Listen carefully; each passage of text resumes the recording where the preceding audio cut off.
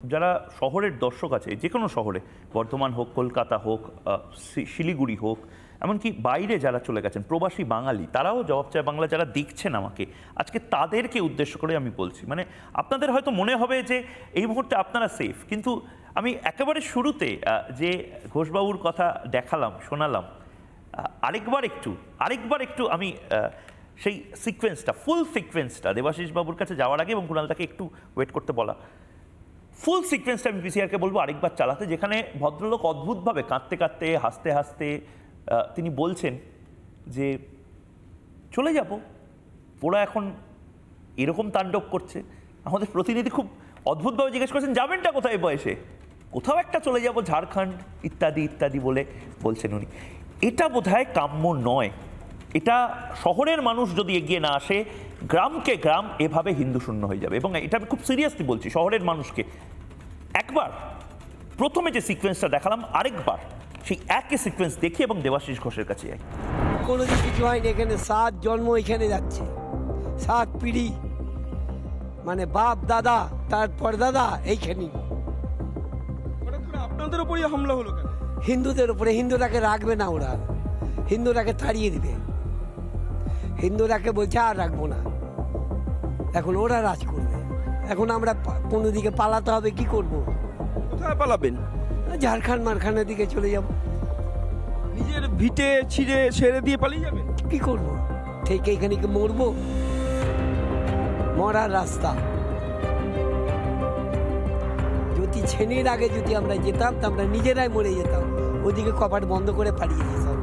না পালালে বাড়ির মধ্যে ঢুকে ঢুকে কেটে যেত হাজার হাজার লোক। আর আমরা এখানে গোটা গ্রাম মিলে 10-20টা হবে, থামতে পারবো? থামার মতো ক্ষমতা নেই আমাদের। সব পালাচ্ছি, কি করবো? এদিক সেদিক, কেউ পায়খানায়, কেউ মুখে, কেউ তুমুখে, এইসব জায়গায় লুকিয়ে যাচ্ছে জান মা চাপার দিকে। পুলিশ আসেনি? পুলিশ 4 ঘন্টা নেই, পুলিশ 4 ঘন্টা নেই। ফোনের ওপরে ফোন, ফোনের ওপরে ফোন, না ধরেই না। বৌমা করছে, ছেলে করছে, পুলিশ 4 ঘন্টা। পুলিশ যদি আসতো 10টা, তাহলে আমরা মোকাবে সাঁত দিয়ে, এনআরসির সময় এরকম হয়েছিল, 10টা পুলিশ এসেছিল, তো আমরা 50 জনা মিলে সাঁত দিয়ে আমরা থেমেছিলাম, পারেনি। এতে কিন্তু থামতে পারেনি। দেবাশিস ঘোষ, আপনি দেখলেন, এটা খুবই খুবই দুঃখজনক একটি ঘটনা যে একজন ভদ্রলোক, বয়স্ক ভদ্রলোক, সে বলছে যে তার জমি জমা সমস্ত কিছু তছনছ করে দিয়েছে এবং তার পাশাপাশি কোথায় যাব, এই কোথায় যাবর যে কিভাবে ব্যাখ্যা করবেন? মানে এর পরেও আপনারা এই সেকুলারিজমের ভণ্ডামিটা চালিয়ে যাবেন? না, সেকুলারিজম কারো কাছে ভণ্ডামি মনে হতে পারে, কিন্তু আমার এই ভদ্রলোকের প্রতি পূর্ণ সমব্যথী আমি শুধু একটা কথাই বলতে চাই, যেখানে কুণালদা শেষ করেছেন আমি সেই জায়গা থেকে আসতে চাইছি, যে আমাদের সাধারণ মানুষকে, ওই ভদ্রলোক ইনক্লুডিং সাধারণ মানুষ ভদ্রলোক, যে কি এবং কেন এই প্রশ্নটা বারবার করতে হবে আমাদেরকে। আমরা যে কথাটা কুণালদা বলেছেন একটু আগে, উনি অনেক রেখে রেখে বললেন যে ঘাটা হয়েছে। আমি বলছি সেটা খুব জোর দিয়ে, যে এই যে রাজনীতির সঙ্গে ধর্মকে মিশিয়ে দেওয়া হচ্ছে না বারবার, সমস্যা তো এখান থেকেই শুরু হয়েছে। আমি যদি একটা একটা করে প্রশ্ন করতে শুরু করি ময়ূক, যেমন ধরো যে 1 মিনিটের জন্য ধরে নিই যেটা সরকার করেছেন, ঠিক করেছেন, তাহলে ওয়াকফ বোর্ডের কাছে তো প্রশ্ন করা দরকার যে 78 বছর পরে ওয়াকফ বোর্ড করেছেটা কি। এখন অবধি সেভাবে সাধারণ মুসলিম যারা রয়েছেন 5% লোক হায়ার সেকেন্ডারি ক্রস করতে পারছেন না, তাহলে ওয়াকফ বোর্ড কীভাবে কারোভাবে হেল্প করেছেন? 2, আমি যদি সরকারকেও জিজ্ঞেস করতে চাই যে এই যে ওয়াকফ বোর্ডের যে সরকারিকরণের প্রয়াস হলো, সেটা কি এই মুহূর্তে খুব জরুরি ছিল? যদি সেটা নাই বা হতো, আমাদের তো অনেক জায়গা রয়েছে, আমরা তো গুড গভর্নেন্স চেয়েছি, শিক্ষা, স্বাস্থ্য, সুরক্ষা, কর্মক্ষেত্র, নিয়োগ, পরিবহন, কত সাবজেক্ট রয়েছে। আজকে যেভাবে গ্যাসের দাম বেড়ে যাচ্ছে, সেই এক ন্যারেটিভ, আমি জানি এটা আপনি পথসভা হোক বা কোনো ডিবেট হোক, সেখানে একই ন্যারেটিভ বলবেন, কিন্তু দেবাশিস দা, আজকে আমি যেহেতু আপনাদের দুজনকে একটা কারণেই ডেকেছি, একদম কাটাছেড়া করা, এখানকার যে মানুষগুলো তারা শিক্ষা, স্বাস্থ্য সব কিন্তু পায়। মানে আমার বলতে খারাপ লাগছে, লক্ষ্মীর ভাণ্ডারের টাকা নিয়ে হয়তো অনেক মায়েরা বোনেরা তারা এই মুহূর্তে ওখানে রয়েছেন, এবং তার পাশাপাশি দেবাশিসদা তৃণমূল, কংগ্রেস, বিজেপি নির্বিশেষে ওখানে রয়েছেন। সুতরাং এখানে এগুলো বলতেও আমার খারাপ লাগে। আপনারা বারবার ভুটানের ক্ষেত্রে, আফগানিস্তান, শ্রীলঙ্কার ক্ষেত্রেও বলতেন এই কথাগুলো। দেখো ওদের হ্যাপিনেস কোশ্চেন কি সুন্দর, দেখো আফগানিস্তানে কত ভালো ডেভেলপমেন্ট, বাংলাদেশে ডেভেলপ, এগুলো ম্যাটার করে না যদি একদিনে জেহাদিরা গোটা দেশটাকে দখল করে নেয়। বাংলাদেশে আপনি দেখেছেন দেবাশিসদা, আমার পয়েন্ট খুব সিম্পল। কুণাল সরকার যে কথাটা বলছিলেন তার নিজস্ব মতামত বলছেন, কিন্তু সেকুলারিজমের নামে কেন এই একচোখা জিনিসটা চলবে? এবং এটা বামপন্থীদেরই তো এখানে রাত পাহারার কাজ। বলুন তো কোন বামপন্থী এখানে রাত পাহারা দিচ্ছে দেবাশিসদা?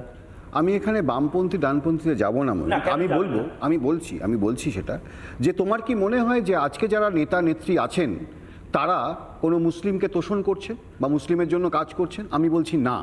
তারা যেটা করছেন, যে সংখ্যালঘু সম্প্রদায়কে তোষণ আমরা যেটা বলি, আসলে তারা তাদেরকে ব্যবহার করছেন।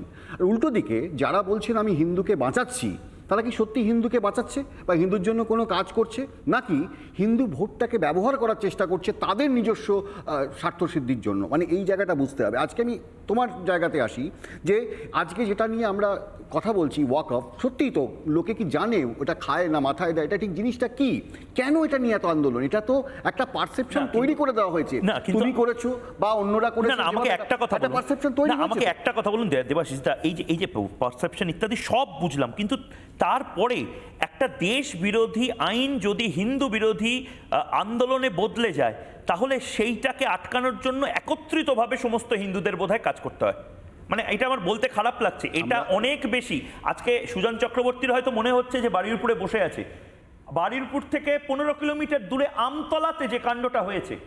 না, আমাকে একটা কথা বলো ময়ূর, এই দেশ কি শুধু হিন্দুদের দেশ নাকি এটা হিন্দুস্তান? হিন্দু বৌদ্ধ শিখ জৈন পারসিক সবার দেশ, কিন্তু হিন্দুস্তানেই যদি হিন্দুরা রিফিউজি ক্যাম্পে থাকে, এটা তো খারাপ।